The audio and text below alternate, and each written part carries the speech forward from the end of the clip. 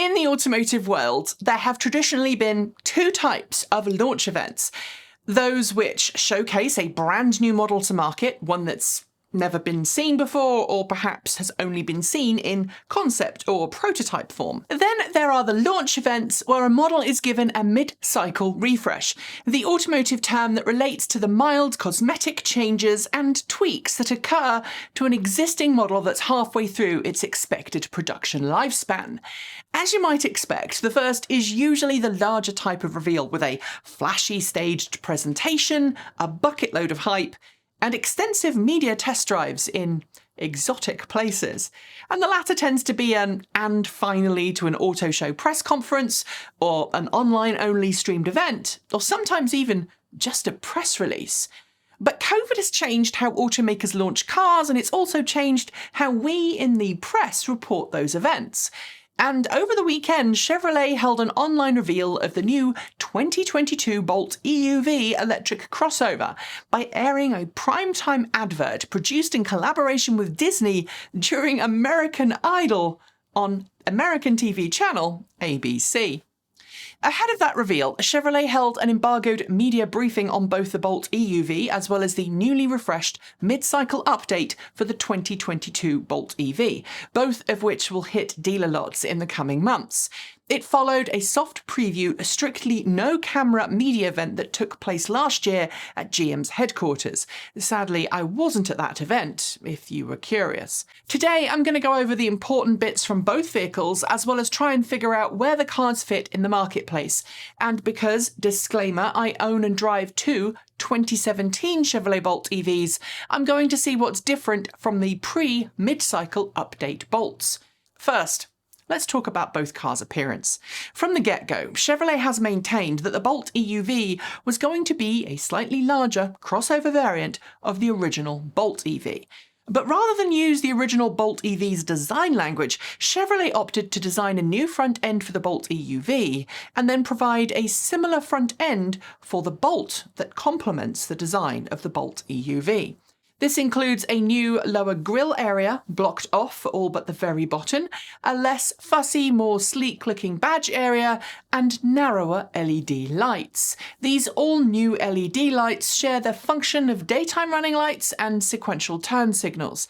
Below them, LED headlights, which I'm hoping will be a lot less dazzling than the lights of the original Bolt EV. The nose on the Bolt EV is a little shorter than the Bolt EUV's nose, which, despite its similar design features, is a lot more chunky up front and more upright. Honestly, it reminds me of the mid-cycle design refresh that Hyundai recently executed for the Kona EV. And I suspect that's no coincidence because both the Kona EV and Bolt EUV are shooting for exactly the same market. At the rear, things are slightly different between both vehicles. The Bolt EUV has its rear light cluster split between tailgate and rear body panel, while the Bolt EV refresh retains the on-tailgate lights of the original Bolt design, but loses the lightning bolts in the tail lights. Other than that, the EUV has a far more crossover feeling at the rear for obvious reasons, and has a trim piece at the bottom of the bumper that makes it look a little bit more rugged than the Bolt EV. Side on, the refreshed Bolt, remember this is a mid-cycle update with cosmetic changes, not a new version of the Bolt EV, looks pretty much identical to its early model year siblings, although there are some new alloy wheels. Switching to the Bolt EUV, and you'll notice that it looks a little longer and has a modified higher roofline at the rear. That's part of the stretching process that added 6 inches to this vehicle. You'll also notice the charge port door is in a slightly different place, which might make you think that the Bolt EUV is substantially higher than the Bolt EV, but it's not. Okay, yes, technically it is a little higher because of its modified roofline and the inclusion of roof rails as standard, but if you were at the wheel, you'd notice very little difference between both vehicles. Take from that what you will.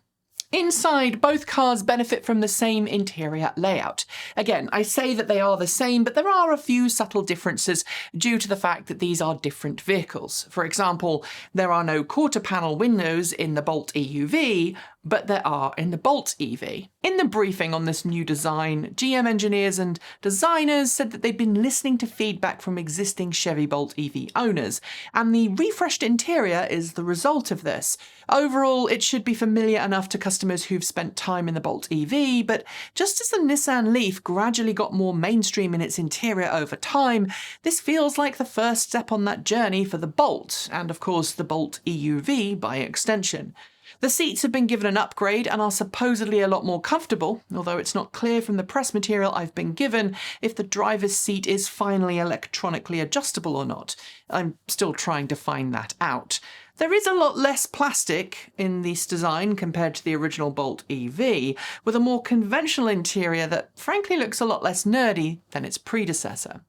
In the centre of the car, you'll now see a new bezel-free touchscreen display that's offset to the right slightly, something I personally think will irritate those who like a perfectly symmetrical interior. Below, the AC controls have been separated from the audio controls found in the original Bolt interior, which have now themselves moved to the left of that offset screen. Heated seat controls now get their own discrete buttons, something that many people had complained about with the Bolt EV, and I note that the Bolt EUV now appears to get heated and cooled seats, at least in the press photos shared by Chevrolet. There are also USB-C and USB-A available at the front of the car underneath the infotainment system, as well as a 12-volt accessory power output. Chevrolet also says wireless phone charging is now standard across the range of both models, with wireless CarPlay, and I'm going to assume wireless Android Auto, but don't quote me on that.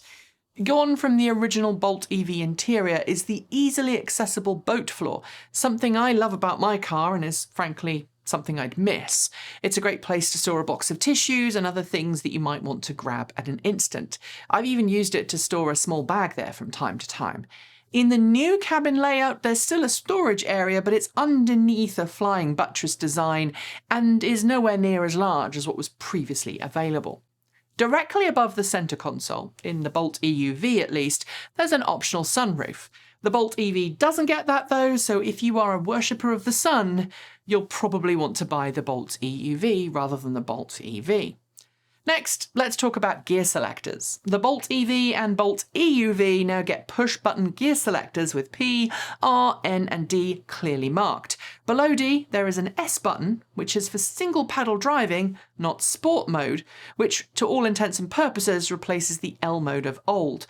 While there is still regen on demand from the steering wheel and functionally nothing appears to have changed, using the term single-pedal driving seems to be better than to call it low mode.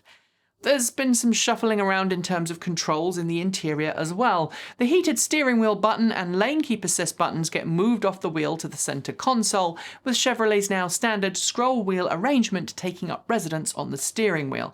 I would have preferred that the heated steering wheel stayed on the wheel. While we're at it, I should mention that Chevy now includes forward collision alert, lane departure warning and distance warning, automatic high beams and automatic braking as standard on the Bolt EV, and as you might expect, the same is true for the Bolt EUV. In terms of in-car tech, the Bolt EV doesn't get sat-nav installed, as you can use CarPlay as previous generation Bolt EV owners have, or OnStar navigation if you really want to pay for it. But apparently the Bolt EUV does get a navigation system. At least, that is what I heard during the press briefing. But perhaps the most important party trick for the Bolt EUV, not available in the Bolt EV unfortunately, is the optional Super Cruise package. It's the first non-Cadillac to get Super Cruise, and the system allows for full hands-off guided driving on major highways in North America. I should note, though, that a far higher number of highways on the East Coast appear to have been mapped for Super Cruise than on the West Coast. I should also note that the Super Cruise system in the Bolt EUV is not the more advanced version that will ship in the Cadillac Lyriq later this year. But for those who want to do a family road trip, just like Tesla's Autopilot, using this system should help increase safety and reduce driver fatigue as long as the driver remains attentive. The Bolt EUV and Bolt EV will get over-the-air updates, but only for the infotainment system. Frankly, this is a letdown and a frustration that many Bolt EV owners have had with the original Bolt. I'd hope more from GM on this, But if there are any required software updates for the drivetrain or battery pack, sadly you'll be making a trip to your local dealer. The only final thing to mention about the interior, of course, is the extra legroom in the Bolt EUV, as well as some more cargo space. That's all thanks to the extra 6 inches of length, but it's also thanks to the slightly higher rear roof line in the Bolt EUV. Sadly, I don't have dimensions and I can't see anywhere where GM has detailed them, so I can't give you specific comparisons between the two. The refreshed Bolt EV keeps the same cargo space layout as its predecessors, but the Bolt EUV seems to do away with that flimsy and really frustratingly awkward cargo net, and looks like it might end up with an optional lifting parcel shelf instead. Again, without figures or a car to look at firsthand, I'm at a loss here to examine things better. I did note, however, that GM went out of its way to advertise the extra legroom in the Bolt EUV in one of its Disney collaborated shorts. The rear seat passenger crosses their legs to show it's possible. It was a bit lame. Interior done, let's talk specs. While the new Bolt EUV and Bolt EV refresh look pretty sharp, they're still powered by the same battery pack and drivetrain as the 2020 model year Bolt EVs. This equates to a 150 kilowatt or 201 horsepower front-wheel drivetrain driven by a 65 kilowatt hour battery pack. And yes, in case you are curious, Chevrolet has no plans for an all-wheel drive Bolt EUV. While Chevrolet claims these cars use the same battery pack from the 2020 Bolt EV, I should note that that vehicle was launched with a claimed 66 kilowatt-hour battery pack. This suggests that Chevy engineers are being extra careful with these new cars, perhaps reducing usable capacity a little to provide extra protection to their battery pack. Either way, Chevy claims 259 miles of range per charge for the Bolt EV and 250 miles of range per charge for the Bolt EUV. That equates to 416 and 402 kilometers, respectively. Side note, for those worried about battery issues with potential fires, I feel I should remind you here that while the original 2017 through early 2019 Bolt EVs used battery packs that were built by LG Energy Solutions in South Korea, on the same production line, I believe, as the troublesome battery packs that also caused fire issues for the Hyundai Kona EV, late 2019 and newer Bolts use packs that were made in the US. These new batteries, the same ones that will be installed in the refreshed Bolt EV and the new Bolt EUV, are a different cell chemistry that have more energy density and a significantly different charge curve characteristic. Which brings me to the matter of charging. Lots of people have criticised the Bolt EV in the past for its 55 kilowatt maximum charge rate, including me. When it's cold outside, recharging from empty to 80% full at a DC quick charger can take a while, especially in those original 2017 through 2019 models. But there is a flip side. Chevrolet notes that the pack it currently has in the Bolt EV and Bolt EUV, 55 kilowatts is just fine and peachy, much higher in terms of charge rates, and you risk putting the battery under undue pressure, which I'm sure, as you'll remember, can cause battery problems over the length of the vehicle's life. As someone who has 2 Chevrolet Bolt EVs from 2017, one with 55-ish thousand miles and one with about 90,000 miles on the clock, I can tell you that both have lost less than a kilowatt hour of usable battery capacity thus far. That's far less than any other electric car we've owned in more than 14 years. And that means that the battery pack lasts longer. I'm willing personally to charge at a slower rate if it means I can keep the car longer and not have to worry about battery pack replacement down the line. What is worth mentioning here is that because of the changed chemistry in that US-made battery pack found in the refurbished Bolt EV and Bolt EUV, Chevrolet says it's possible to add 100 miles of range, or 160 kilometers, in the Bolt EV and 95 miles, 152 kilometers, in the Bolt EUV in 30 minutes at a compatible DC quick charging station. That's faster than the original Bolt EV's battery pack could charge, but as with any charging situation, real-world experiences will vary. So why are they not using Ultium for these two models? Well, according to Chevrolet, that's because the Ultium setup and its chemistry is very different from what's found in the Bolt EV and Bolt EUV. And frankly, the Ultium battery facility isn't finished yet, so Chevrolet would have been forced to push back the launch of both cars fairly significantly. But what is relieving to know is that finally, after years of complaining, including from me, DC quick charging is now standard across the entire range. That's far better than what it used to be when it was a $750 optional extra. Also improved for these two models is a new onboard charger, which can now handle up to 11 kilowatts of AC charging from a standard domestic charging station.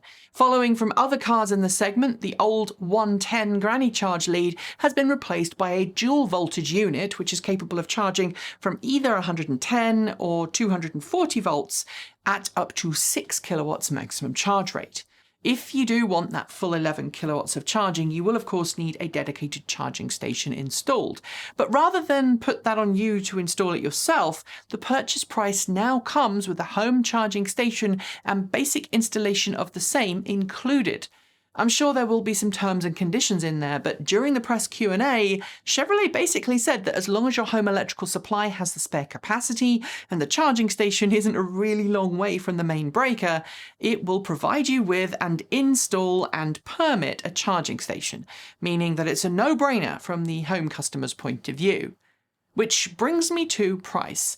The Bolt EV will start from $31,995, including destination charges, before any local incentives. The Bolt EUV, meanwhile, will start from $33,995. Of course, both cars are not eligible right now for federal tax incentives, but it prices both vehicles below that of the Leaf SV Plus and Ford Mustang Mach-E after their incentives because they're still eligible. But if you consider the fact that the Biden administration is likely to extend the federal tax incentive program for EVs this year and allow Chevrolet back into the program, we could see the after-incentive price of the Bolt EUV and Bolt EV drop into the mid-20s, which make far more affordable cars. With both models due to be sold nationwide, it's going to be interesting to see what Chevrolet's sales volumes will look like. And since both models share a lot of components, Chevrolet says it can react to market demand on the fly, shifting production balance to 75% for either vehicle with ease. As an existing Bolt EV owner, I've got to say most of the changes are smarter for a wider audience and do remove some of the nags that people have had about the car. The OTA not being available for the whole car is sucky, and the DC quick charging as standard is well overdue. And the price drop of the Bolt EV is something you shouldn't sniff at. It pushes the Bolt well below many other models in terms of price, and I think that will gain it some significant traction. Sure, it's not going to be a car for everyone, but if you're looking for an affordable family ride, then the Bolt EV or Bolt EUV might fit the bill. The Bolt EUV is not a true crossover as far as I'm concerned. It isn't officially rated to tow, for example, but that won't stop people putting a tow hitch on, and families will certainly benefit from the larger space it offers. But I think of both of these models, while they won't necessarily get existing EV owners to upgrade, I think these models are, like the refreshed Leafs we've seen in the past, designed to get more people behind the wheel.